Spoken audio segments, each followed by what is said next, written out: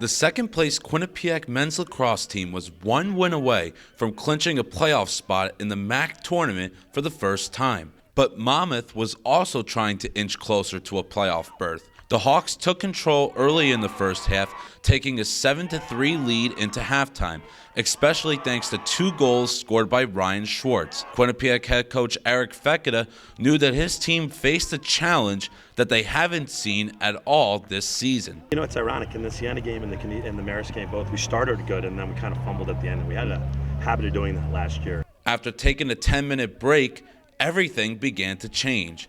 The Bobcats' defense began to make big stops, and they held the Hawks scoreless for the entire third quarter. Matt Kaisha and Nate Nibelink scored for Quinnipiac to trim the deficit to 7-5.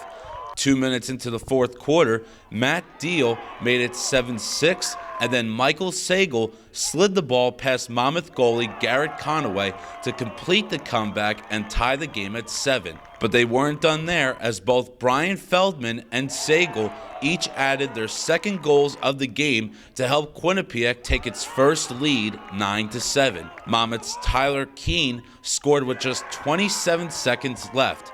But it wasn't enough, as Quinnipiac came all the way back from a 4-goal deficit to defeat Monmouth 9-8. The Bobcats will be the number 2 seed in the MAAC tournament, as the team will play in the postseason for the first time since 2013, something their head coach is very relieved about. Be back in the playoffs is good. I've had this monkey on my back for 1 straight calendar year, so I'm glad to get him off and move back to business.